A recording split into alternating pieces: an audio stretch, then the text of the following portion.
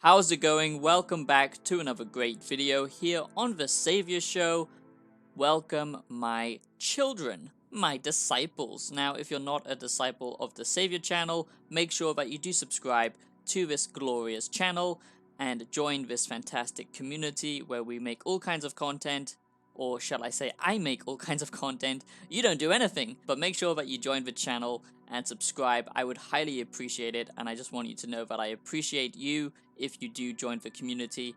We're trying to do something awesome here and expose the establishment and make great content for you to enjoy.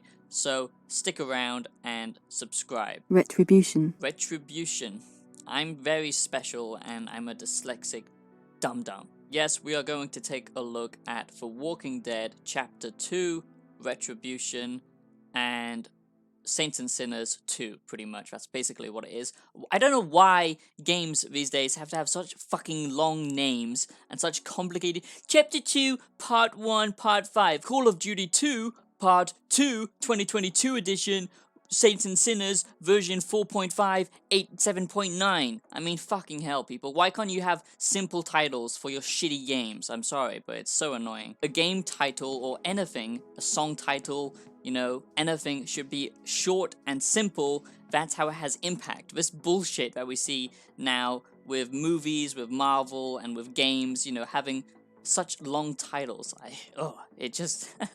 I'm sorry, it's just annoying. Speaking of music, make sure that you go check out my electronic synth music that I make on Spotify.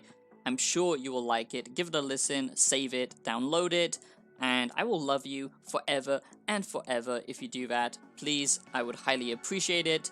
Now let's get into Saints and Sinners 2 review. Or should I say The Walking Dead Saints and Sinners Chapter 2 Retribution, because that's a great goddamn title. I don't normally cover VR games on this channel because usually I've actually made a whole series about the dystopia, basically trying to combat the dystopia, and I think VR technology could basically lead humanity astray into a dystopia. At the moment, it's just a fun entertainment kind of novelty, and I do enjoy it as well, but I'm just saying it has the potential to be a very dangerous dystopian technology that big mega corporations can use to control us and divide us and separate, you know, humanity from the base reality.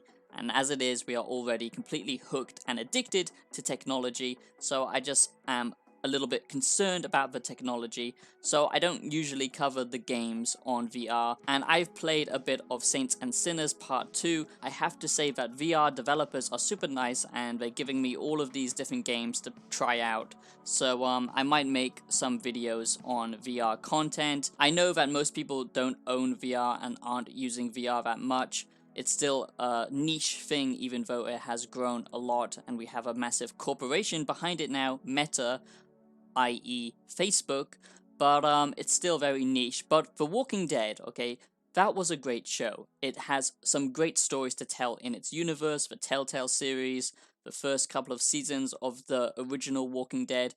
It was a great time, and this stands hand in hand with those big names in the Walking Dead franchise, if you ask me. Saints and Sinners is a great game, and Saints and Sinners 2 is amazing, okay? So this is my Saints and Sinners 2 review, my review of The Walking Dead Saints and Sinners Chapter 2 Retribution, just to make that clear, and I've only had access to some of the preview gameplay at the moment, but it's so amazing now that this can run on the Quest 2 just standalone without a PC.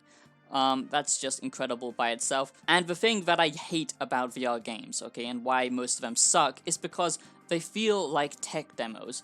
But Saints and Sinners actually is a full game. It has a story, it actually, you know, matters what you do in the world, it has choice and consequence, and it's absolutely terrifying. If you've never experienced VR, then you're not going to understand this, but just imagine being inside the Walking Dead universe, okay? Obviously, it's not as realistic because it looks like a goddamn cartoon. The amount of dread that just fills you is pretty horrible, to be honest. I mean, it's weird, isn't it, that a lot of people consider this a good time when it's tricking our monkey brains into thinking we're actually fighting dead people.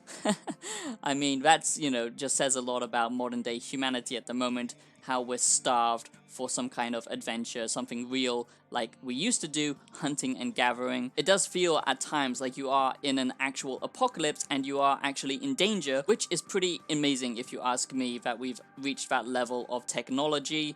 But basically this game just updates Saints and Sinners even more. There's a whole new trading system that you can actually engage with. You know, NPCs feel more alive, and basically your choice to either help them or kill them will have consequences, which I like. But the thing that I don't like about this compared to the original Saints and Sinners that I have played is the fact that it feels much more like an action game, and the first one felt more grounded and realistic in its, you know, survival gameplay, where resources were in such short supply and the ammo supply was even more limited, I would say, than what I've played so far in this, but that might just be the preview build.